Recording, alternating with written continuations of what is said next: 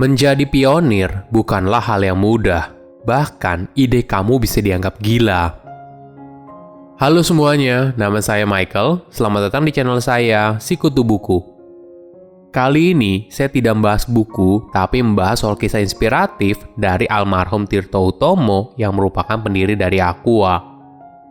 Sebelum kita mulai, buat kalian yang mau support channel ini agar terus berkarya, caranya gampang banget. Kalian cukup klik subscribe dan nyalakan loncengnya. Dukungan kalian membantu banget supaya kita bisa rutin posting dan bersama-sama belajar di channel ini. Tirto Utomo lahir pada tahun 1930 di Wonosobo, Jawa Tengah. Setelah lulus sekolah, dia melanjutkan kuliah di program ekstensi Fakultas Hukum Universitas Gadjah Mada, Surabaya. Sambil kuliah, Tirto juga bekerja sebagai wartawan di Jawa Pos. Walaupun begitu, dia berhasil lulus dalam waktu kurang dari 4 tahun pada tahun 1954. Setelah lulus, Tirto pun melanjutkan pendidikannya lagi di Fakultas Hukum Universitas Indonesia di Jakarta. Tirto adalah seorang pekerja keras dan karakter itu sudah tercermin ketika dia muda. Dengan sepeda ontel, Tirto berkeliling kota Surabaya untuk mewawancari berbagai narasumber. Karir jurnalistik Tirto pun terus berlanjut setelah lulus kuliah.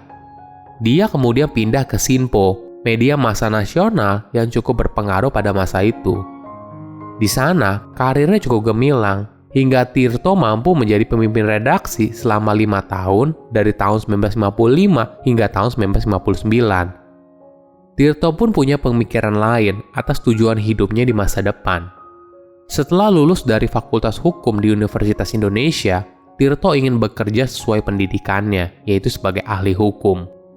Itulah yang membuat Tirto akhirnya memutuskan untuk pindah profesi. Dia pun direkomendasikan oleh dosennya dan berhasil masuk ke Permina, perusahaan minyak negara yang kemudian menjadi Pertamina. Karirnya di Permina cukup bagus. Dalam waktu 5 tahun, Tirto berhasil menjadi kepala divisi hukum dan penjualan luar negeri. Jabatan ini membuat Tirto jadi sering berhubungan dengan klien dari luar negeri. Banyak pengalaman yang didapat oleh Tirto ketika berkeliling ke luar negeri.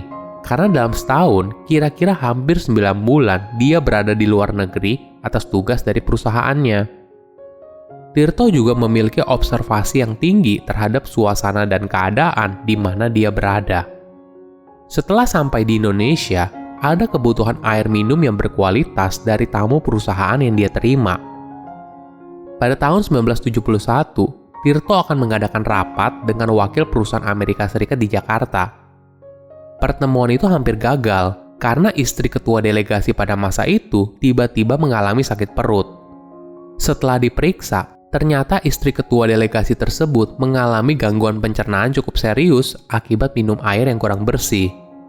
Itu yang membuat Tirto punya ide untuk menciptakan sebuah produk di mana dia menjual air dalam kemasan untuk siap minum dan sehat. Ide ini tidak dibiarkan begitu saja. Tirto yakin kalau industri air mineral ini akan booming di Indonesia karena pada saat itu belum ada produk sejenis. Dari situ, Tirto mulai belajar bagaimana cara memproses air dalam kemasan. Bahkan, dia mengirimkan adiknya yaitu Slamet Utomo untuk magang di Polaris, perusahaan air minum dalam kemasan yang sudah beroperasi 16 tahun pada masa itu di Bangkok. Hal ini dia lakukan demi belajar cara memproduksi air minum dalam kemasan, karena pada saat itu belum ada teknologinya di Indonesia. Pada tahun 1973, Tirto mendirikan perusahaannya dengan nama PT Aqua Golden Mississippi. Awalnya, Tirto sempat ragu karena nama perusahaannya terdengar asing. Namun, setelah dipikir berulang-ulang, akhirnya Tirto memilih nama tersebut karena pasar awalnya yaitu kalangan ekspatriat. Sedangkan untuk produk yang dia jual, awalnya juga bukan bernama Aqua, tapi Puritas. Logonya juga berupa daun semanggi. Namun, ada masukan dari konsultan logonya kalau nama Puritas itu sulit disebut dan disarankan untuk dirubah nama menjadi Aqua, karena arti dari Aqua adalah air dalam bahasa Latin. Mendengar nama Aqua, Tirto pun setuju dan jadilah nama dan logo Aqua. Saat awal produksi dan berjualan Aqua pada tahun 1974, penjualannya kurang baik. Kondisi ini terus berlanjut hingga 3 tahun. Bahkan di tahun ketiga, hampir setiap bulan Tirto harus merogoh uang pribadinya untuk menutupi biaya operasional perusahaan. Padahal segala cara sudah dilakukan Tirto dan timnya. Kondisi penjualan yang sulit membuat kepala produksinya sampai turun ke jalan untuk berjualan Aqua. Pada masa itu, produk Aqua diberikan gratis saja, tidak ada yang mau. Hingga akhirnya, Tirto memberikan ultimatum. Kalau Aqua masih rugi terus setiap bulan, maka terpaksa kita harus tutup. Saat itu, penjualan Aqua yang sulit karena pasar belum teredukasi soal air minum dalam kemasan. Bahkan, ketika menjual Aqua ke konsumen secara door to door, banyak orang merasa aneh, kok berjualan air? Hal ini bisa dimaklumi karena masyarakat pada masa itu terbiasa memasak airnya sendiri di rumah. Tidak jarang juga sampai ada yang berpikir ini merupakan ide aneh karena menjual air. Maklum saja, pada masa itu kondisi air sumur masih bagus dan belum ada kepercayaan kalau air Aqua berbeda dengan air yang mereka masak di rumah. Hingga pada suatu rapat, ada sebuah ide yang nyeleneh. Ada usaha untuk menaikkan harga Aqua menjadi produk premium agar bisa menutupi kerugiannya selama ini. Usulannya tidak tanggung-tanggung, yaitu menaikkan harga Aqua menjadi 3 kali lipat dari harga semula. Anehnya, ketika dinaikkan harganya, penjualannya bukannya turun, malah naik pesat. Setelah dianalisa, barang kalau dijual terlalu murah, konsumen malah tidak percaya. Dengan harga yang tinggi, kepercayaan konsumen mulai tumbuh. Itulah titik balik pertumbuhan Aqua. Saat itu, fokus utamanya yaitu menjual kepada orang kaya dan ekspatriat yang tinggal di Indonesia. Ada cerita unik lain ketika menjual Aqua. Pada tahun 1984, Aqua menganggap soft drink adalah kompetitornya karena tidak ada merek air dalam kemasan. Soft drink dengan warna merah dengan merek Coca-Cola mendominasi di Jakarta. Tirto saat itu berpikir, bagaimana caranya agar Aqua bisa bersaing? Dia lalu memberikan produk Aqua secara gratis kepada warung-warung kecil, pedagang rokok, dan sebagainya. Uniknya, Tirto hanya memberikan produk gratis sebanyak 3 botol. Ternyata ini ada alasannya. Ketika 2 botol laku, maka akan tersisa 1 botol. Itu akan memberikan kesan kalau produk Aqua laku di pasaran. Strategi ini ternyata berhasil untuk mengubah persepsi soal Aqua. Dari yang awalnya mencibir, hingga konsumennya pernah disebut sebagai anak botolan bagi masyarakat pada masa itu. Aqua juga konsisten memposisikan mereknya sebagai air minum sehat sejak pertama dijual. Apabila mau sehat, maka minum Aqua daripada minum air yang dimasak sendiri. Pelan-pelan kesadaran masyarakat soal kesehatan meningkat.